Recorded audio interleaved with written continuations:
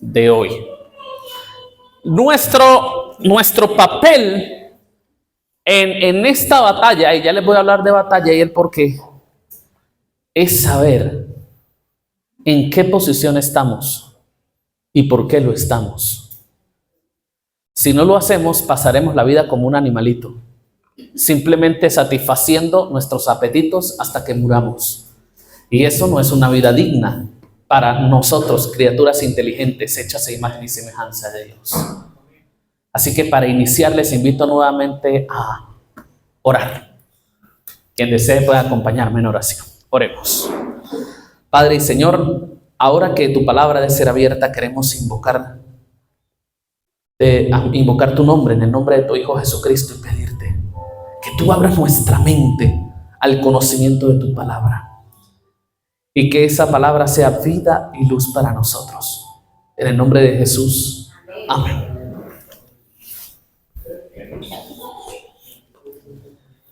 El libro que en mis manos sostengo se terminó de escribir hace aproximadamente 20 siglos. Por lo tanto, al día de hoy, en el cual contamos con inteligencia artificial, creación de mundos renderizados con un solo clic, armas nucleares, armas químicas, armas mentales. Algunos han llegado a considerar que este libro, que dice cosas maravillosas y milagrosas, es un conjunto de teorías fantásticas de personas que querían explicar los fenómenos de la naturaleza y no hallaron otra cosa que pensar en deidades invisibles que se movían detrás de los hilos de nuestra materia y hacían cosas que desafiaban las leyes físicas, y que por eso se concibió la existencia de un Dios, pero que hoy ya no necesitamos las ataduras de la fe, sino que podemos avanzar libre y llanamente por el camino que brinden nuestros propios pensamientos. Y sonaría lógico si se pudiese demostrar que esto es un invento, pero es bastante difícil demostrarlo.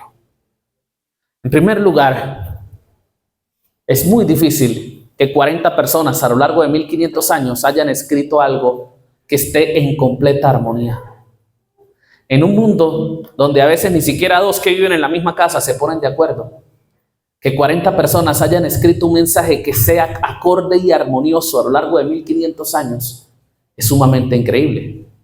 Pero más que eso, quisiera decirles, mis amados jóvenes y Iglesia de Nueva Jerusalén e invitados, que este precioso libro que Dios nos dejó, aunque tenga tanto tiempo de haberse culminado, nos narra lo que está sucediendo hoy en el mundo. Este libro nos explica el presente, así como explicó un día el pasado, y también nos explica el futuro. Así que hoy vamos a ir a una parte importantísima de este libro que poco hemos hablado aquí en Nueva Jerusalén. Nos lo pidió el hermano Jonathan, que me cedió hoy el púlpito, y es el estudio de la profecía. Les invito a abrir conmigo, no le pase lo de Utico yo, a los de adelante.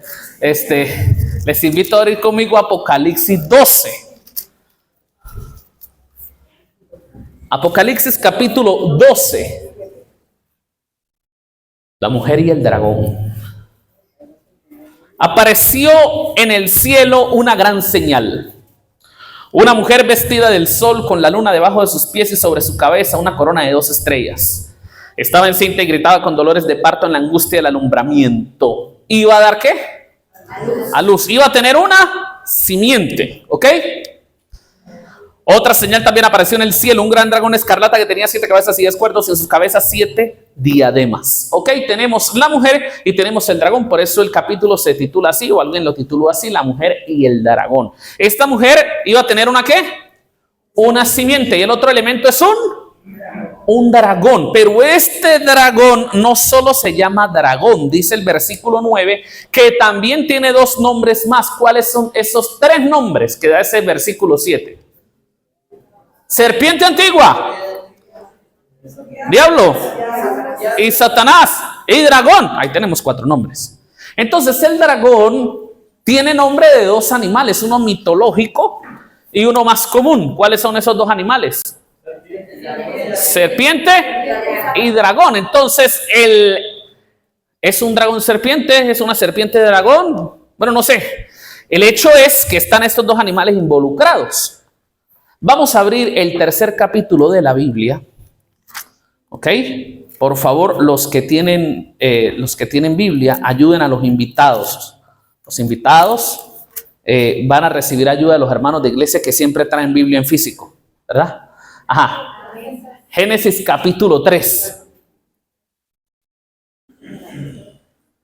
Ustedes saben lo que pasó en el capítulo 3 del Génesis cuando el ser humano decidió libremente creerle más a la serpiente que al Señor, dudaron de la palabra del Señor, se instaura en el planeta una rebelión en contra de Dios y entonces Dios da una sentencia al hombre, a la mujer y posteriormente a la serpiente. Y en esa sentencia dice el versículo 15, pondré enemistad entre ti y la mujer. ¿A quién le dijo eso Dios?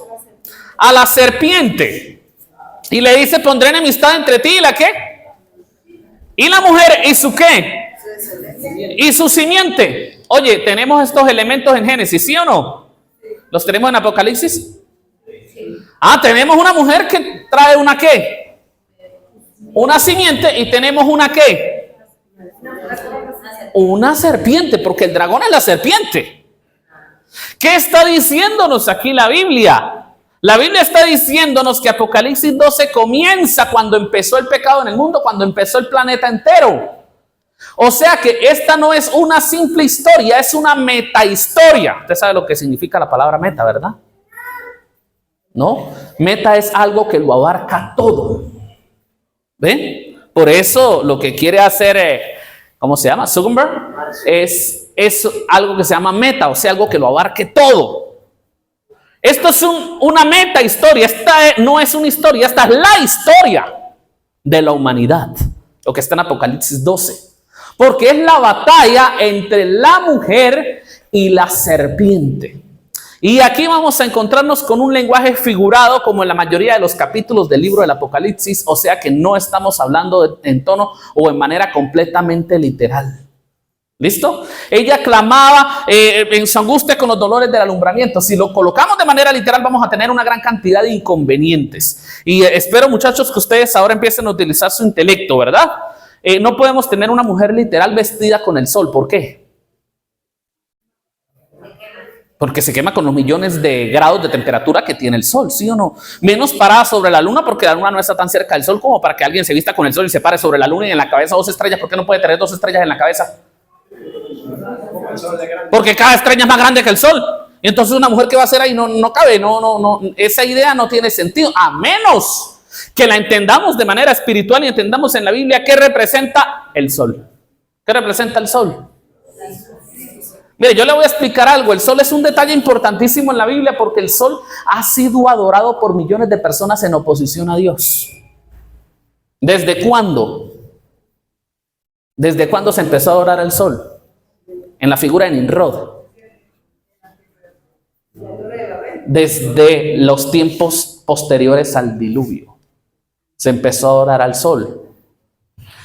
Hasta el día de hoy los seres humanos adoran al sol de manera camuflada. Algunos en su ignorancia no entienden, pero se está adorando aún al sol. Pero esta adoración al sol es una falsificación, porque el sol en la Biblia no se muestra como un elemento de adoración, pero sí como un elemento comparativo. ¿De qué o de quién? Vamos a leerlo, acompáñenme o lea conmigo, por favor, Malaquías capítulo 4, versículo 3.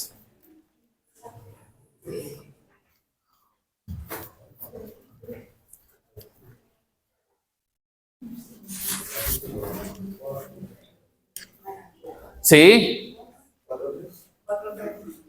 Vamos a leer el versículo 4, Malaquías 4:4. Acordados de la ley de Moisés, siervo, al cual encargaré de madera, ordenanzas y leyes para todo Israel. Ajá, muy bien, siga. He aquí, yo os envío el profeta Elías, antes que venga el día de Jehová, grande y terrible. Él hará volver. Mire, el 3, el 4 y era el 2. Más para ustedes, los que temen mi nombre, ¿qué van a hacer, Samuel? nacerá el sol de justicia, y en sus alas traerá salvación. saldréis y saltaréis como de cerro de la manada. Entonces, la Biblia está hablando de un sol de ¿qué? De justicia. Entonces el sol es un símbolo de ¿qué? De la justicia. ¿De la justicia de quién? De Dios. Entonces, la dama, la mujer en este caso, está vestida con la justicia de Dios, no con su propia justicia. Ella no se cree lo mejor del mundo. Ella tiene un vestido que es lo mejor del universo, que es la justicia de Dios que la cubre. Lo perfecto que es Dios cubre a la mujer. Y la mujer está parada sobre la ¿qué? Sobre la luna. ¿El sol es la qué? La justicia de quién? De Dios. ¿Y la luna qué es? La luna es la luna, ¿no? Pero ¿qué simboliza la luna? Vamos a ver, acompáñenme a leer el Salmo número 119. Y alguien que me tenga la bondad de leerme o recordarme el versículo 105. Lámpara es a mis pies tu palabra y lumbrera a mi camino. Les voy a preguntar una cosa sobre el contexto en el que fue escrito el versículo 105 del Salmo 119. El que lo pensó, ¿estaba pensando que estaba de día o que estaba de noche? ¿De noche? Uy, muy bien. ¿Y por qué lo consideran así? Pues porque de noche es que usted saca la lámpara al campo, ¿verdad? No la va a sacar de día. Pero no solo hay una lámpara, hay una lumbrera. ¿Cuál es esa lumbrera? Eso no me diga que el sol, porque el sol no está de noche, ¿verdad? Sí, es la luna. Entonces, ¿con qué está comparando la lámpara y la lumbrera? ¿Ah? Con la palabra, hermana. Lámpara es a mis pies tu palabra y lumbrera a mi camino. Y sabemos que es la luna. O sea que la Biblia se compara a sí misma con la luna. O con una lámpara o con la luna. ¿Por qué la luna? ¿La luna tiene luz propia? ¿Refleja qué? La luz del sol de justicia, que es Dios, el Señor. Y esa luz la refleja la Escritura. O sea, usted no abre la Biblia y ese es Dios iluminando luz. No, ese no es Dios directamente, porque hay gente que se sabe, ha leído la Biblia completa y no cree en Dios. Porque solamente tiene allí el conocimiento de la letra. Pero no es tanto en la letra, sino lo que hay detrás de la letra o el mensaje puro de la letra, el que refleja ¿a quién? A Dios. Por eso la mujer se fundamenta o se para sobre el fundamento. ¿Cuál es el fundamento que nosotros tenemos que tener? Si usted le dicen, a ver, ¿y su iglesia es adventista? ¿Sobre qué está fundada? ¿Cuál es nuestra respuesta? Pues todas están fundadas en la palabra de Dios, van a decir. Mire, lo que usted tiene que decir es lo siguiente. Escúcheme. Mi iglesia está fundada sobre el fundamento de la doctrina de los apóstoles y los profetas, siendo la principal piedra del ángulo Jesucristo mismo. ¿Ve? O sea, no estamos aquí por la imaginación, porque a alguien se le ocurrió. No. Hay un fundamento donde la mujer está parada, hay una luna donde coloca sus pies. ¿Y cuál es el fundamento de la doctrina de los apóstoles y los profetas, siendo la principal piedra del ángulo Jesucristo mismo? Esa es la revelación que está en la Biblia. Y 2 estrellas, ¿qué significa las 2 estrellas? Eso ustedes lo saben. El liderazgo. ¿Ve? Que en el antiguo pacto eran las 12 ¿qué? Y en el nuevo pacto son los 12 ¿qué? Apóstoles. Entonces, ¿la mujer quién es o qué es? El pueblo de Dios. A lo largo de la historia, que durante la mayor parte del tiempo no se le llamó iglesia, se le llamó Israel, se le llamó la familia de Noé, se le llamó la descendencia de Abraham, Israel, hebreos, etc. Hoy en día se le llama iglesia, pero es el pueblo de Dios a lo largo de la historia. Recuerden que esta es la gran historia, y en la gran historia el pueblo de Dios iba a botar una simiente. Enemistad pondré entre ti y la simiente de la mujer, le dijo Dios a la serpiente. O sea, va a haber guerra Enemistad pondré entre ti y la mujer, y tu simiente y su simiente. O sea que la enemistad no era solamente entre el diablo y Jesucristo, también era entre el pueblo de Dios que iba a traer al mundo a Cristo. Porque Cristo creó a su pueblo, pero su pueblo iba a traer al mundo a Cristo. Y entonces el diablo le hizo guerra a la mujer, y por eso el pueblo de Israel fue un pueblo que sufrió tantas guerras a lo largo del tiempo. Porque el propósito de Satanás era impedir el nacimiento de Cristo en un lugar puro o en un lugar medianamente sano. Y por eso Israel fue siempre tentada a ir hacia la idolatría. Pero Cristo nace. El enemigo trata por todas sus fuerzas que Cristo no venga al mundo a salvarnos, pero él tiene una derrota cuando intenta matar a la criatura tan pronto como nació. Vamos a volver al último libro de la Biblia, al capítulo 12, a la historia que nos atañe.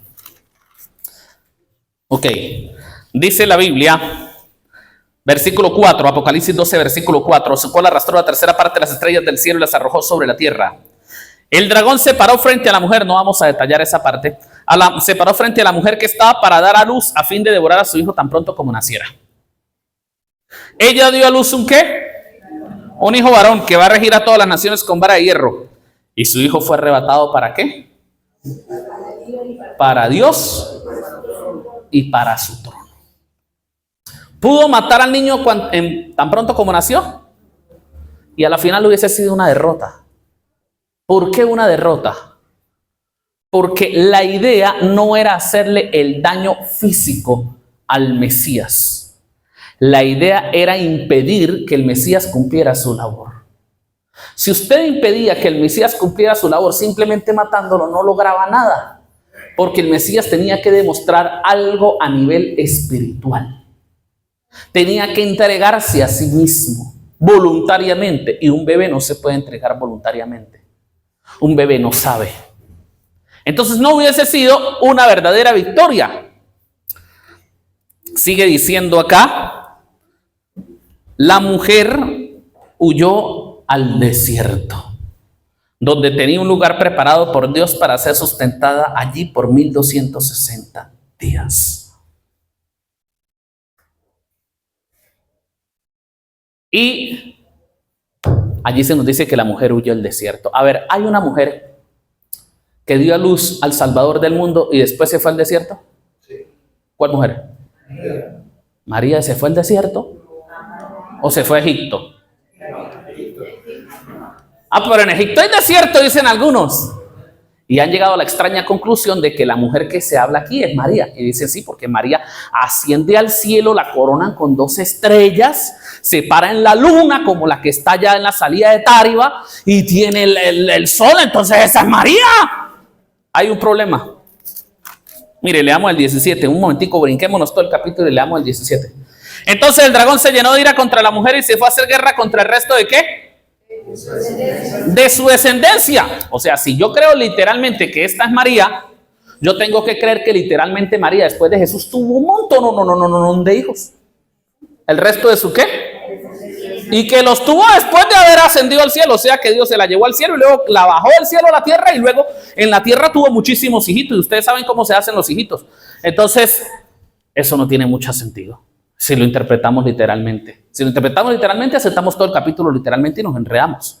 No se está hablando tanto aquí de María como del pueblo de Dios, que después de lo que pasó con Jesús sufrió una persecución. ¿Y cuánto tiempo duró esa persecución? 1260 días. Entonces, y aquí en el versículo 6, 1260 días, termina la profecía. Hasta ahí llegó la profecía. La profecía es del 1 hasta el 6. Vemos el interludio de la batalla y después vemos la ampliación o la explicación ampliada de la profecía. ¿Por qué es importante? Ya van a ver por qué es importante. Dice acá, hubo una guerra en el cielo. Miguel y sus ángeles luchaban contra el dragón y luchaban el dragón y sus ángeles, pero no prevalecieron y se halló ya lugar para ellos en el cielo. Y fue lanzado fuera el gran dragón, la serpiente antigua que se llama Diablo y Satanás, el cual que engaña al mundo entero, fue arrojado a la tierra y sus ángeles fueron arrojados con él. Hubo una gran batalla en el cielo. Miguel y sus ángeles luchaban contra el dragón y sus ángeles. ¿Cuándo se desarrolló esta batalla? No me digan dónde, ¿cuándo? ¿Cuándo fue esta batalla? Algunos dicen que esta batalla fue antes de la creación del mundo. Yo no lo creo. Yo creo que esta batalla fue cuando Cristo muere en la cruz del Calvario. Miguel y sus ángeles luchaban. El dragón y sus ángeles luchaban. Ustedes saben cuántos arcángeles hay. Tenemos a Miguel. ¿A quién más? No, el único arcángel es Miguel. No hay más. Lo demás son inventos del ser humano. Pero hay un solo arcángel y se llama Miguel. ¿Y usted sabe qué significa el nombre de Miguel? El que es como Dios. Cuando hablamos de Miguel, hablamos del mismo Señor, el Salvador del mundo. El mismo Señor Jesucristo que luchó contra el diablo y sus ángeles. Pero esta batalla no es una batalla de pulso ni de fuerza. No es una batalla de misiles ni de espadas. No es una batalla física. No hay capacidad física para que el diablo enfrente a Dios. No hay comparación, porque Dios crea la materia de donde no la hay y puede hacerla desaparecer donde la hay. Dios es poder absoluto. Entonces el enemigo no lo enfrenta. Algunos piensan que hubo una batalla en el cielo y esos ángeles se agarraron allá a machetazos. Eso no tiene sentido. Eso no es que sacaron cañones y misiles y se bombardearon. No. ¿Qué dice el mismo versículo? No sé yo qué. Lugar para ellos en el cielo. ¿Qué significa eso? Luego se nos dice que el diablo fue lanzado afuera. Aquel que ¿qué? Que engaña al mundo entero. ¿Saben qué significa eso? ¿Será que el cielo no es tan grande que no cabían? No, si antes cabían, ¿por qué ahora sí? ¿Por qué ahora no caben? Porque no caben sus ideas en el cielo. ¿Por qué sus ideas? Y aquí es donde vamos a ir al punto central de la profecía de hoy. Porque es que la batalla no se trata de matar. Algunos creen que cuando hay una masacre o cuando hay un accidente, uy, el diablo anda suelto matando gente. Mire, sea por el diablo o no, usted se va a morir. El interés del diablo no es andar matando a todo el mundo. No. Dice la Biblia, fue lanzado a la tierra aquel que engaña al mundo entero. O sea, esto no se trata tanto de matar. No. Esto se trata de engañar. ¿Por qué? Porque entonces el conflicto declarado entre el diablo y Cristo es un conflicto de ideas. Es un conflicto sobre lealtades y sobre hacia dónde va el corazón de las criaturas inteligentes creadas por Dios. Mis muchachos, no se trata de dar argumentos. Usted no puede levantar una espada, como en algunos tiempos se hizo, y decir yo estoy de parte de Dios y voy a pelear y voy a matar por Dios. Eso no tiene sentido. ¿Por qué no tiene sentido esto? Porque no se trata de que tú le ayudes a Dios y que gracias a ti Dios ganó. No. Algunos que han exagerado mucho el camino de la maldad pretenden que están ayudando al diablo matando gente.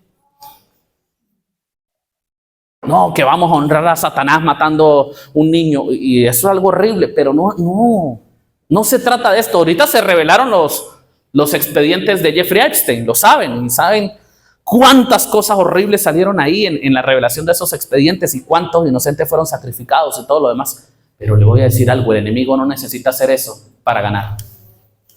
El enemigo lo que necesita no es que usted se muera, sino que usted se pierda, que es muy diferente. A veces al enemigo le conviene que usted viva, porque entre más viva, hay más posibilidades de que usted se pueda alejar de Dios. Entonces Dios en su misericordia lo mata, pero usted se va bien con él. Al enemigo lo que le importa es que usted caiga en el engaño y dude del carácter de Dios. La batalla que hubo en el cielo fue una batalla de decisiones. ¿Quién está de parte de Dios y quién está en contra? ¿Qué significa que no hubo lugar, que no ganaron, que no prevalecieron? Significa que hubo inteligencias celestiales leales a Dios en mayoría. Por eso no pudo prevalecer. Y fue lanzado fuera con sus ángeles. Pero ¿cuándo fue lanzado fuera? Cuando Dios demostró que su carácter es justo, es amoroso y es legítimo. Es cuando Cristo muere en la cruz del Calvario. Cuando Cristo muere en la cruz del Calvario, todos sus argumentos se le caen al piso.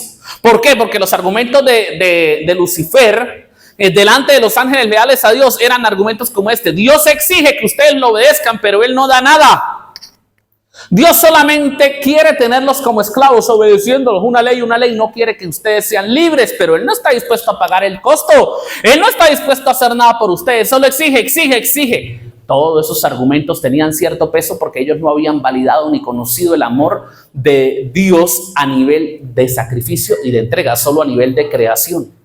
Pero ahora que Cristo muere en la cruz del Calvario para salvar a esta raza de enemigos suyos, de pecadores, de gente mala, y lo hace con todo el amor y lo hace sin menester de ganar algo a cambio, porque nada obtiene a cambio, los únicos ganadores somos nosotros. Entonces en el universo todas las inteligencias celestiales entienden, reconocen que Dios nos ama y que los motivos de Dios son legítimos, son buenos, son santos. Y por eso el carácter de Dios queda revelado, pero no solo el carácter de Dios, también el carácter de Satanás. Por eso ya no queda lugar para ellos en el cielo y es arrojado a la tierra. Y entonces fue lanzado fuera el gran dragón, la serpiente antigua que se llama Diablo y Satanás. Fue arrojado a la tierra y dice aquí, y sus ángeles fueron arrojados con él. Entonces oí una gran voz en el cielo que decía: ahora ha venido la salvación, el poder y el reino de nuestro Dios y la autoridad de Jesucristo, porque ha sido expulsado el acusador de nuestros hermanos, el que los acusaba de día y noche delante de Dios. Hay alguien que analiza tu vida, estudia tus acciones y tus decisiones, tu conducta, y está pendiente de acusarte delante de Dios para que tú te pierdas. Hay alguien interesado en que tú te pierdas, pero no es Dios. Es el enemigo de Dios. Y ellos lo han vencido por medio de la sangre del Cordero y de la palabra del testimonio de ellos, que menospreciaron sus vidas hasta la muerte. Por lo tanto, alegrados cielos y los que moráis en ellos, y de los moradores de la tierra, más porque el diablo descendió a vosotros con grande ira, porque sabe que tiene poco tiempo. Entonces, ahora encontramos un enemigo derrotado, un enemigo que ya no le queda tiempo. El año pasado, el discípulo de Mayweather, Gervonta Davis, se subió al ring con un noqueador. Este muchacho estaba acostumbrado a noquear al rival al primero o segundo asalto. Era un noqueador nato, pero era contra Gervonta. Sí, un invicto, un campeón. Y Gervonta, asalto tras asalto, logró esquivar todos sus ataques. En un terrible ataque mortal, letal, que le hizo el noqueador, le lanza un gancho a Gervonta. Y Gervonta aprovechó el descuido para agacharse, esquivar el gancho y lanzar una mano terrible a la zona hepática. Un gancho al hígado, pero enorme, fulminante, con la fuerza de su cuerpo, con todo su impulso. Gervonta retrocede y la pelea continuó. El noqueador siguió peleando y siguió lanzando golpes durante 2 segundos más. Él siguió de pie, lanzando golpes. 1, 2, lo agarró un dolor y se fue al piso.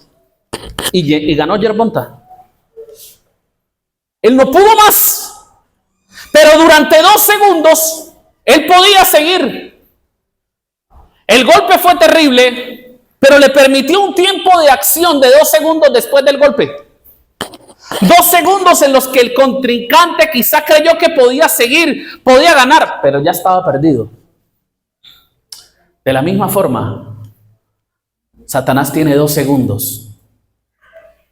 2000 años, son 2 segundos al lado de Dios. Él ya perdió. Es más, él ya sabe que le queda. ¿Quién ganó? ¿La simiente de la mujer o la serpiente? La serpiente le mordió el talón, ¿sí o no? Pero él le aplastó ¿la qué? La cabeza y empezó a batir la cola, pero ya está vencido, ya está derrotado. Solo hay una cosa que sabe. ¿Y qué es lo que sabe? Me queda poco tiempo. No pude contra la simiente. Y si no pude contra la simiente, ahora voy a atacar ¿a quién? A la mujer. ¿Ve? No pude contra el descendiente de la mujer, me ganó. Me queda poco tiempo. Lo voy a hacer sufrir. Lo voy a hacer sufrir aquí en la tierra con ellos, con los que le siguen. Voy a tratar de hacer que ellos se pierdan conmigo. Él sabe que está perdido. Es un león que ruge buscando a quien devorar, pero es un león que está a punto de morirse de hambre. Él ya perdió, pero está buscando la manera de hacer que el pueblo de Dios se pierda. Por eso dice, ay de enamoradores de la tierra y del mar, porque el diablo descendió a vosotros con gran ira sabiendo que tiene poco tiempo. Y dice el versículo 13, cuando el dragón vio que había sido arrojado a la tierra, ¿qué hizo? ¿Ve? Persiguió a la mujer que había dado a luz al hijo varón, ahora la agarra contra el pueblo de Dios. Y después que Cristo vence al enemigo, ¿cómo se llama el pueblo de Dios? La iglesia. Después que Cristo vence, el pueblo de Dios es ¿la qué? La iglesia. Pero se le dieron a la mujer las dos alas de la gran águila para que volara delante de la serpiente al desierto, a su lugar donde es sustentada. ¿Por qué? ¿Tiempo? ¿Tiempos? Y medio tiempo.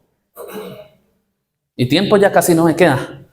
Espero que estén concentrados. Ok, porque vamos a hablar del significado de este número. ¿Por qué tiempo, tiempos y medio tiempo? Miren, el pueblo de Dios tuvo que esconderse. ¿Por qué? Porque el enemigo logró infiltrar el cristianismo. Pero Dios siempre tuvo una iglesia, Dios siempre tuvo un pueblo. Pero el cristianismo que fue infiltrado se revolvió con una ciudad que no debía revolverse. ¿Cómo se llama esa ciudad? Roma. Y con Roma se revolvió con todo el paganismo antiguo. Pastor, ¿pero cuándo? ¿Cómo? No, tienen que invitarme una semana para explicar lo que pasó ahí. Pero por ahora solo podemos decir que la iglesia que un día fue perseguidora, ahora sus líderes, o los líderes de una rama principal del cristianismo, se volvieron perseguidores. Y todo lo que antes caracterizaba el cristianismo, ahora era perseguido por los líderes de esta rama principal del cristianismo. Cosas tan sencillas como arrodillarse únicamente a Dios, estudiar la Biblia, confesarle los pecados solamente a Dios, no postrarse ante ninguna imagen, cualquier cosa como esta, guardar el santo sábado, todo eso fue visto como objeto de persecución. Así que el pueblo de Dios tuvo que huir. Ahora ya no bastaba con llamarse cristiano para honrar a Dios. Ahora usted tenía que honrar a Dios no llamándose cristiano, sino viviendo como un cristiano. Ya no se trataba únicamente de pertenecer a la iglesia. Ya se trataba era de si usted seguía a Cristo o seguía a Roma. Y por eso Roma lanza una persecución contra todos aquellos que no creyeran en Dios conforme a sus dictámenes y a sus órdenes desde su trono. Y esta persecución hizo que cientos de miles de personas leales a la palabra de Dios viviesen apartadas de las zonas habitadas de la tierra, viviendo en lugares de difícil acceso. ¿Y cuánto duró esta persecución? Tiempo, tiempos y medio tiempo. Es el mismo periodo que está en el versículo 6. El versículo 6 nos muestra cuánto es el tiempo y este versículo, el 13, lo repite. El versículo 14 lo repite, ¿verdad? ¿Cuánto tiempo? 1260 días o tiempo, tiempos y medio tiempo, que es igual. ¿Por qué? Porque vamos a multiplicar lo que dura un año, por lo menos en la época bíblica. Un año en la época bíblica, 360 días. Y lo vamos a multiplicar por tiempo, que es 1. Tiempos, ¿que son qué? 2. Cuando se habla de tiempo son 2. ¿Y medio tiempo? Pues medio. Entonces tenemos 3 y medio por 360. ¿Cuánto es? 1260. ¿Ok? 1260, que son 42 meses. ¿Por qué 42 meses? Apocalipsis capítulo 13, versículo 5. Se le dio boca que hablaba arrogancias y blasfemias y se le dio autoridad para actuar 42 meses. O sea que el tiempo que la bestia de Apocalipsis 13 persigue a los hijos de Dios es el mismo tiempo que el cuerno pequeño persiguió a los hijos de Dios en Daniel 7:25. 1260 días. Y es el mismo tiempo que el pueblo de Dios está siendo perseguido. Apocalipsis 12:6, 1260 días. O Apocalipsis 12:14. Tiempos y medio tiempo. ¿Están conmigo? Ok. Por eso les digo, sí, mire, si esto no es así, entonces nosotros estamos creyendo en un libro de mentiras. Y estamos volviendo al punto principal de donde empezamos. ¿Por qué creemos en la Biblia? ¿Por qué creemos en esto? No, que Dios es amor, que Dios es esto. Sí, pero ¿qué evidencia? ¿Qué argumento? Por eso los llamé a los muchachos, a los que tienen intelecto, para que ustedes agarren esto, para que sepan el día de mañana. Porque nuestra fe va a querer ser sacudida y no a través únicamente de la fuerza, sino del engaño. Y hoy en día mucha gente está cayendo en engaños. Hay hombres que están cayendo en los engaños de las redes sociales y llegan a 30, 40, 50. No, yo no me caso con nadie porque me quitan todo, porque engañados, van a llegar solos a la vida. Hay mujeres que se están engañando, la están engañando las redes. Quiero embarazarme, ¿para qué? Para matar al bebé antes que nazca. ¿Qué es eso? Pero la están engañando las redes. ¿Y cuánto más en ámbitos de fe? El enemigo quiere engañarnos. Por eso nosotros tenemos que saber si esto es verdad o no. Usted tiene que preguntarse si esto es verdad o no. Por esto la importancia de la profecía. Hubo alguien que se sentó en un trono. ¿En qué ciudad? En Roma. Y dijo, aquí se va a hacer lo que yo diga. Y el que no. ¿Y sabe cuándo se sentó? Después que mataron a 3 naciones que habían invadido la ciudad de Roma, solamente por obtener el trono espiritual. O sea que ese trono se logró, fue a través de sangre y de muerte. Y ese señor se sentó en Roma, ¿en qué año? 538. 538 en nuestra era. ¿Y cuánto tiempo duró en ese trono? 1260. Correcto, hermano, porque en la profecía bíblica un día equivale a un año. 1260 años, 42 meses. 1260 días. ¿Cuánto duró el ministerio de Cristo? 42 meses. 1260 días. 3 años y medio. 3 años y medio en los que Cristo le dijo al mundo, yo los salvo. Yo soy su salvador. Vengan a mí y les doy vida. Bueno, durante 1260 años se paró este poder y dijo, vengan a Roma y les doy vida. Pero si no vienen, les doy muerte. Yo soy el que los salvo, confiéseme sus pecados a mí. Usurpación del papel, del lugar, de la autoridad y del trono de Cristo. En la casa de Dios. Por eso mucha gente tuvo que huir. ¿Y saben qué pasó? Que hubo un general que se quiso hacer grande, se quiso ser emperador del mundo. Se llamaba Napoleón. Y dijo, yo quiero ser emperador de Francia. Y le dijo... El que se sentaba en el trono de Roma, quiere ser emperador de Francia, camine por todo ese centro, pero de rodillas, para que yo lo corone. Arrodillado me camina. Allá estaba Simón Bolívar presente. Me va a caminar así, de rodillas así, hasta que llegue. Y eso era un templo grandísimo que agarró candela hace como 6 años, ya lo apagaron. Sí, Notre Dame, ¿alguno la conoce?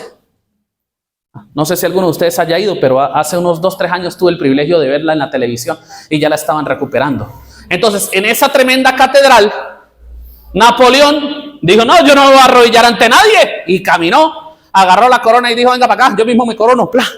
¿Y qué hizo este señor? Ese señor dijo, yo quiero apoderarme del mundo entero. ¿Así? ¿Le dijeron? Pues aquí en el mundo entero hay 2 poderes que usted tiene que bajarse.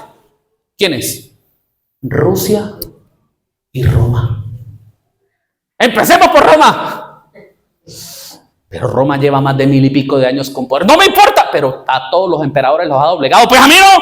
Y mandó al general Berthier, vaya y hágale la guerra. Y le ganó. Y se trajo al obispo de Roma en cadenas. Y así murió el hombre Pío XII. ¿Y saben qué año fue eso? 1798. Y después de ese año, los cristianos perseguidos pudieron decir, ¡oh! Y salieron, huyeron, descansaron, a lo contrario, a huir, se rebelaron, se mostraron, dijeron, aquí estamos, siempre hemos estado aquí. Muchísimos diferentes grupos que fueron ocultados, negados su existencia por Roma, Ahora dijeron, aquí estamos, más la fuerza que había dado el protestantismo siglos antes. ¿Saben qué? Yo me paro aquí a hablar por algo. Yo me puedo acostar a dormir tranquilo por algo. Porque yo sé que yo no los estoy engañando. Porque yo sé que no me paro a contarles un cuento para que usted diga, ay, qué bonito, ay, diezmemos, ofrendemos. Bueno, primero, ahorita no estoy recibiendo diezmos ni ofrendas de nadie. Pero yo tengo una conciencia tranquila porque lo que está aquí, el mensaje que está aquí, se ha cumplido en la historia y se seguirá cumpliendo. Porque Dios no miente. Porque Dios es real. Porque desde el año 538 hasta el año de 1798, desde el año que se sentó en ese trono de Roma hasta el año que lo bajaron de ahí, ¿pasaron cuántos años? Entonces Dios dice la verdad. Porque lo que está aquí se escribió hace 2500 años. Usted dice Apocalipsis fue hace 2000, sí, pero la profecía estaba desde Daniel. 2500 años de algo que se cumplió hace 1500 y luego hace 200. Por eso creemos en la Biblia también. Porque Dios dice el futuro antes que suceda. Porque Dios lo sabe todo. Tenemos la palabra profética más segura, la cual hacemos bien en estar pendientes hasta que el día aclare y el lucero de la mañana alumbre sobre vosotros, alumbre sus corazones. Tenemos una palabra profética, una seguridad de que Dios ha estado con nosotros a lo largo de la historia y lo seguirá estando. ¿Y saben qué pasó después de estos eventos? ¿Saben qué pasó después que la gente salió? Que Roma volvió a agarrar algo de poder como el que tiene ahora, que no es el que tuvo antes. No crean, no se ha sanado de la herida. Pero ¿saben qué hizo? Yo tengo algo todavía. Yo tengo algo con lo cual puedo seguir persiguiendo a los que no me caminan a mí. O sea, a nosotros, a los protestantes. ¿Saben cómo? Dice el versículo 15. La serpiente arrojó de su boca tras la mujer, ¿qué cosa? Agua como un río. ¿Usted sabe qué es el agua? Apocalipsis capítulo 17, versículo 15. Las aguas sobre las cuales que viste que se sienta la ramera son muchedumbres, naciones, pueblos, lenguas. Son gentes, son multitudes. Roma perdió su poder político y militar en 1798 y no lo ha recuperado todavía. Pero lo que no perdió, lo que todavía tiene es que gente que lo apoya.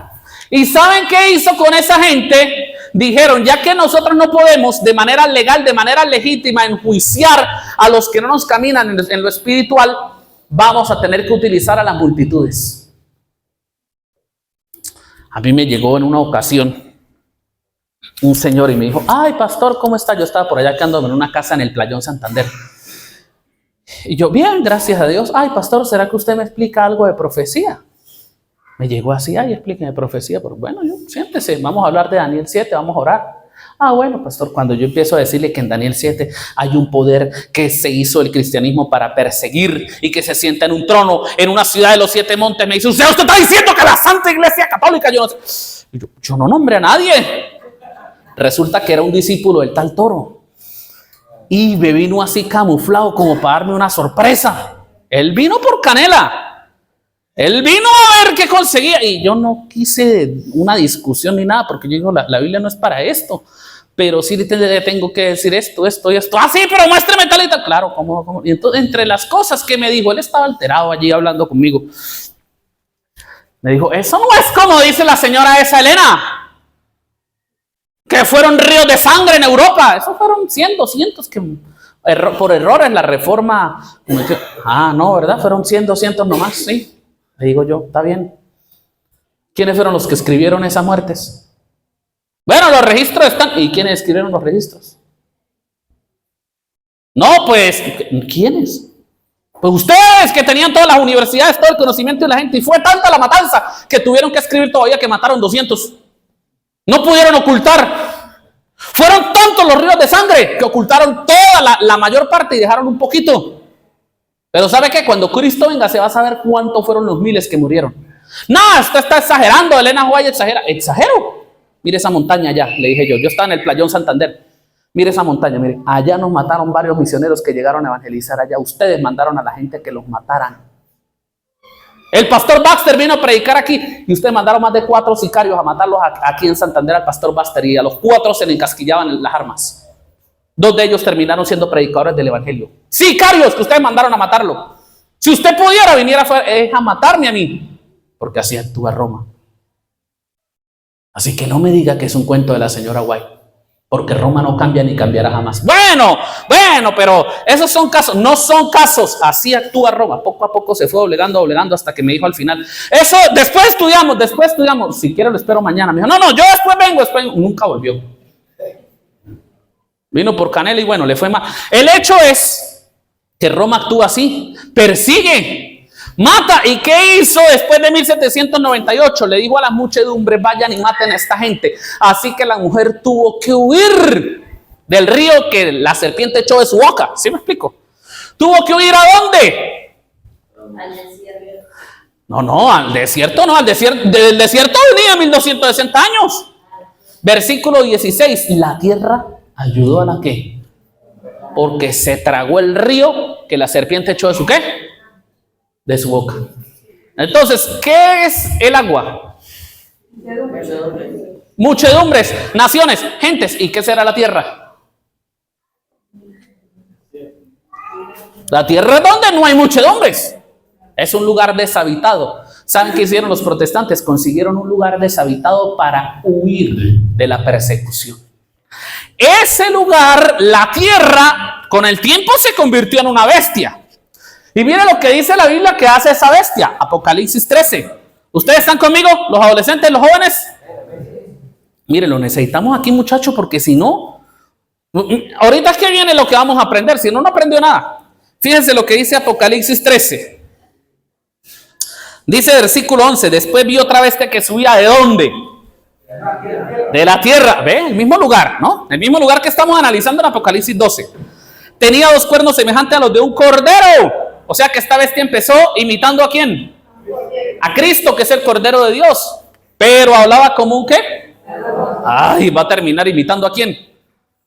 Al diablo. Esto está feo, ¿no? Pero vamos a ver cómo empezó la bestia y cómo va. Ejerce toda la autoridad de la primera bestia en presencia de ella y hace que la tierra y sus habitantes adoren la primera bestia cuya herida mortal fue sanada. Hace también grandes señales de manera que incluso hace descender fuego del cielo a Caracas, digo, a la tierra delante de los hombres. O sea que esta bestia tiene un poder terrible, porque es capaz de atacar cualquier país del mundo y hace que la gente diga, sí señor, lo que usted ordene. La tierra. Ahora yo pregunto, ¿había un lugar deshabitado por allá en el siglo XVII, XVIII, al cual huyeron los protestantes y que hoy es el imperio más grande y poderoso del mundo que bombardea cualquier ciudad que quiere? ¿Sí lo hay o no lo hay? ¿Y cuál es ese lugar? Entonces ¿a dónde huyeron los protestantes? Y fundaron la nación protestante. ¿Tiene lógica lo que dice la Biblia, sí o no? Entonces Juan fue un hombre que por allá se emborrachó y tuvo visiones locas y escribió el Apocalipsis, ¿o fue que Dios se le apareció y le dictó? Dios se le apareció, vinieron los ángeles del cielo y le dijeron, mire, escriba. No, pero yo no entiendo, no importa que no entienda, eso va a pasar. Aquí hay sabiduría para el que tenga entendimiento, papá. Eso va a pasar, la mujer ayudó. O sea, fundaron una nación donde ya nadie podía perseguir a otros por motivos religiosos, una nación de la libertad en un principio. Y todas las naciones del mundo trataron de imitar eso, por lo menos el mundo occidental. Y entonces el dragón no pudo matar a la simiente de la mujer, no pudo acabar con la mujer, perdón. No pudo acabar con el pueblo de Dios. Dice el versículo 17, entonces el dragón se llenó de ira contra la mujer. ¿Y se le fue a hacer la guerra a la mujer? ¿Sí o no? No. La guerra contra la mujer se acabó. ¿Por qué? El diablo le tiene ira al mundo protestante, porque el mundo protestante levanta una verdad preciosa. ¿Y cuál es esa verdad preciosa? Que todo protestante levanta. Dios nos salva porque nos ama. No tienes que ir caminando aquí a la grita para que Dios te salve. No tienes que arrodillarte en tu muñeco de yeso para que Dios te salve. Dios te ama. No te sacrifiques. Cristo se sacrificó por ti. Dios te perdona. Todo protestante, cualquier protestante de cualquier denominación tiene esta verdad preciosa y por eso el diablo lo odia. Porque prefiere lo que dice Roma. No, usted tiene que hacer eso, tiene que pagar eso, tiene que hacer esto y lo otro y lo otro. No, es porque Cristo te ama. Antes no vamos a hacer nada por Dios, sí hágalo, pero porque usted ama a Dios, no para que Él lo salve. Es una verdad preciosa que tiene el protestantismo. Y por eso el diablo odia el protestantismo, odia a la mujer, pero dejó la guerra contra la mujer. Ahora la guerra del enemigo no es contra el protestantismo, no. Es contra la descendencia de la ¿qué? La simiente actual, los descendientes o el remanente de la mujer. Se le fue a hacer guerra contra el resto de la descendencia de ella. ¿Y quiénes son? Entonces Dios ha levantado un último remanente en este tiempo. ¿Después de qué año? Después de 1798 tuvo que haber levantado ese remanente. Porque ahorita no estamos estudiando la fecha del juicio en este momento, pero por lo menos después de 1798, o sea, en el siglo XIX, tuvo que levantar el último remanente. ¿En qué lugar del mundo? Porque allí había huido la mujer. Y la mujer tiene que dar a luz al remanente donde está ubicada. ¿Sí o no? Entonces son 4 características. Surge después de 1798, ¿en dónde? Segunda característica, en Estados Unidos. Tercera, ¿guarda qué? Cuarta, tiene el testimonio de Jesucristo. Punto que no podemos estudiar hoy, ¿verdad? Porque entonces ahí sí nos dan las 3. Entonces no hay. Entonces hacemos la ordenación aquí, no hay. Entonces, ¿qué vamos a hacer? Vamos a quedarnos con el tercer punto. Para terminar, vamos a quedarnos con el tercer punto, porque ya lo otro lo estudiamos. Sabemos que en Estados Unidos. También sabemos que después de 1798. Pero lo más importante es que este remanente de la mujer, ¿qué levanta? Los mandamientos de Dios. ¿Y por qué es importante esto? ¿Por qué a Dios le importa esto? Porque en esta guerra de ideas, ¿qué dijo el enemigo? Si yo no puedo contra la iglesia cristiana, yo me le uno y la corrompo desde adentro. Y entonces, ¿qué dijo al principio cuando él se mete con el asunto de Roma? Él dijo, listo, yo no tengo problema con los 10 mandamientos. Simplemente me meto y los cambio. Voy a eliminar el que dice, no te inclinarás a las imágenes ni las honrarás. Vamos a eliminarlo. Y lo volaron. En algunos libros ese mandamiento no aparece. Para que queden 10, agarraron el último y lo dividieron en 2. No tendrás pensamientos impuros y no codiciarás bienes ajenos. ¿Y qué hacemos con el del sábado? ¿Santifica las qué? Listo. Lo cambiamos. Y si el diablo altera la ley de Dios, hace que los seres humanos, creyendo que honran a Dios, lo deshonran pisoteando sus santos mandamientos. Entonces ese fue el problema de Roma. ¿Ve? Roma tergiversó la verdad de los 10 mandamientos y tergiversa la verdad de la salvación. Entonces por eso Dios levanta a la mujer y levanta el protestantismo. Y el protestantismo, ¿qué levanta? La gracia de Dios, que era necesario levantarla. La gracia de Dios era importantísimo levantarla. ¿Por qué? Porque se le estaba enseñando a los seres humanos que la salvación era casi que un negocio con Dios. Si usted se arrodilla tantas veces y hace tantos rezos, si va a tantos lugares o si da tantas ofrendas, tantas indulgencias, tanta plata, tanto esto, usted se salva. Y a la gente había que a enseñarle la verdad, que nuestro Salvador se llama Jesucristo. Que Él es el que salva al ser humano. Es Él nuestro Señor. Es Él nuestro Salvador. Y gracias a Dios por la mujer que levantó esa verdad. Pero levantando la verdad de la salvación, se echó para atrás otra. Se enfatizó tanto la gracia de Dios que se dejó de hablar de la ley de Dios. ¿Y sabes qué logró el enemigo si tuviésemos únicamente la mujer en el mundo? Que dijésemos hoy, no importa lo que usted haga o no haga, lo que importa es que Dios te ama y te salva. Y Dios dice, no, pajarito, a mí sí me importa lo que usted haga después de haberme conocido a mí. Porque lo que usted hace es lo único que da testimonio de si usted me ama o no. Así que hay alguien que me preguntó una vez, si la ley no salva a nadie, ¿por qué los adventistas la guardan? Y yo le dije, Jesús tiene la respuesta. Y está en Juan capítulo 14, versículo 15.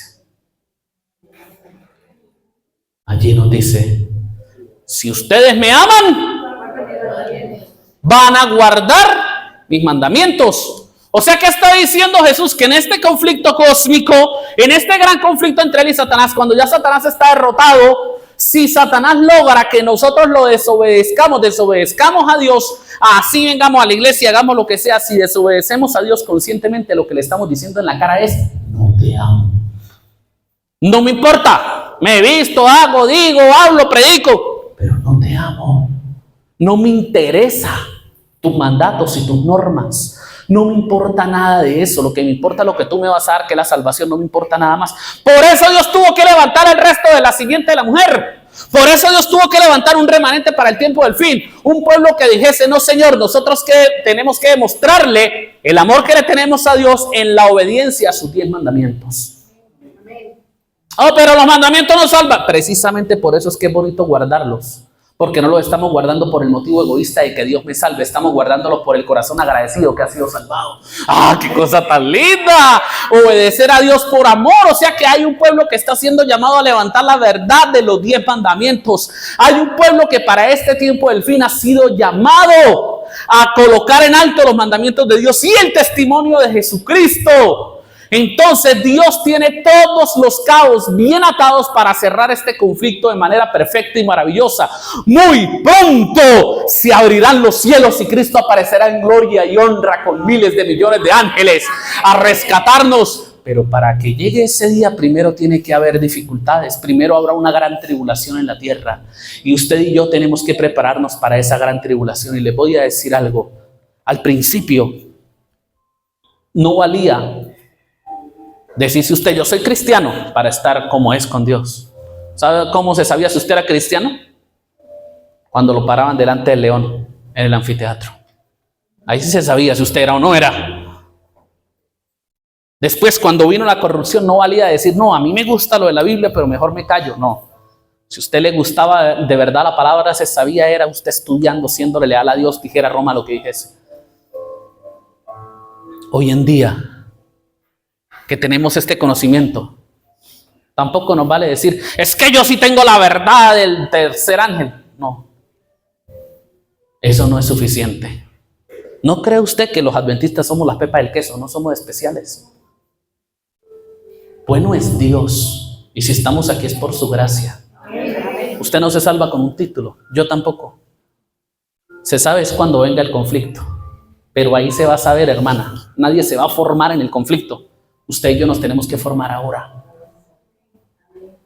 O sea, usted no somos especiales porque no, que tenemos esta verdad. Amén, que tenemos una verdad.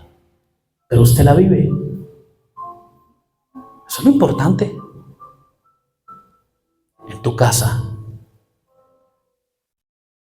¿Quién te conoce como adventista? Como hijo de Dios.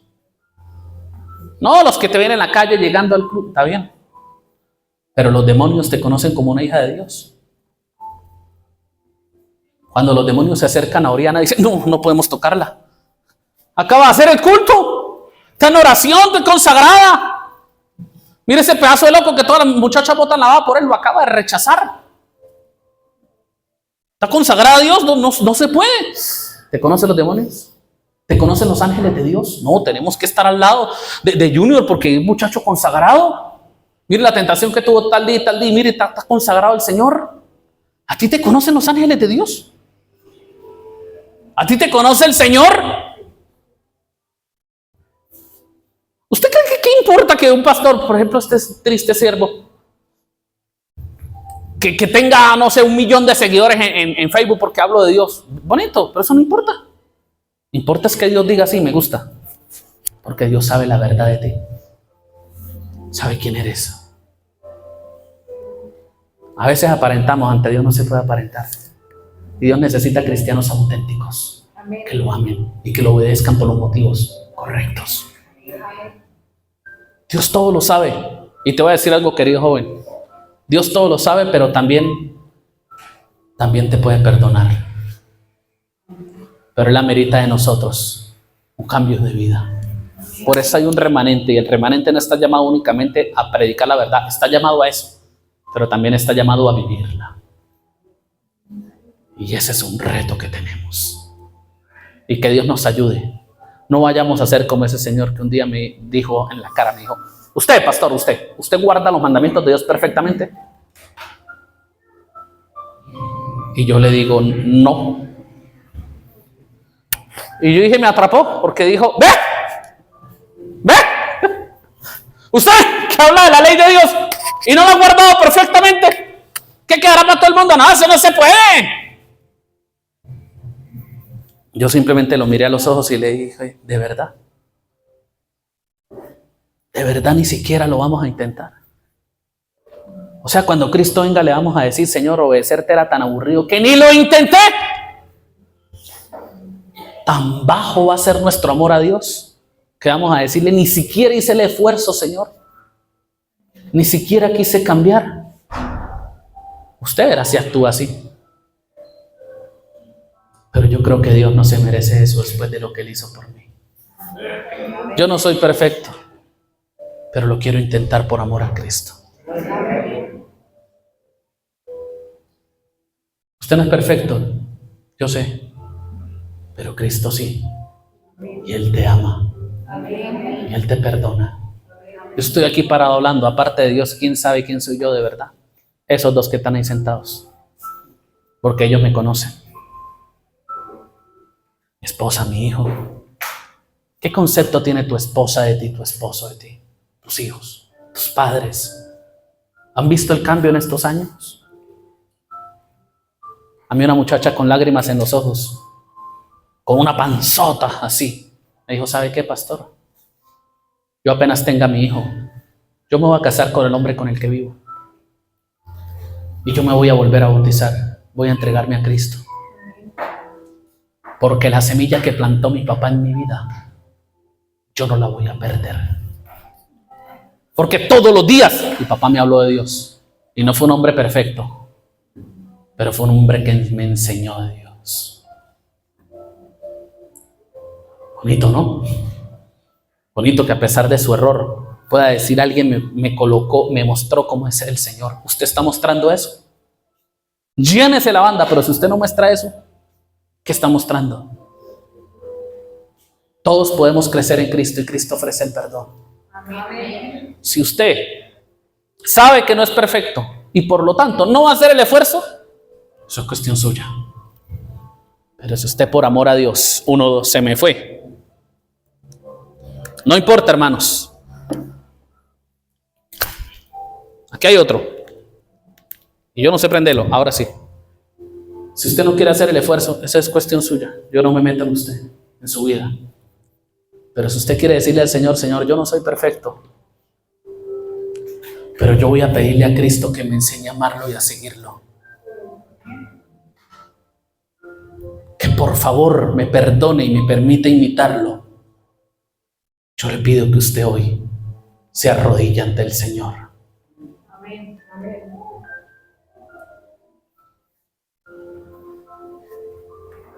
Amén. Amén. Amén. Si no quiere, que nadie me lo ande mirando ni mirándola. Pero si usted quiere, hágalo.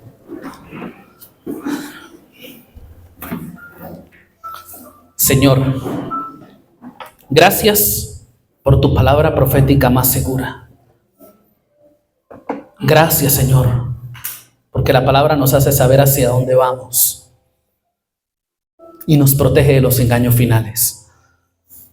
Pero, Señor, que no caigamos en el engaño de recostarnos solamente en tu gracia y no movernos de allí a que esa gracia nos lleve a actuar bien. Perdona nuestros errores, Señor. Permítenos imitar a tu Hijo Jesús en nuestra conducta, mostrándote amor por nuestra obediencia y no solo con nuestras palabras.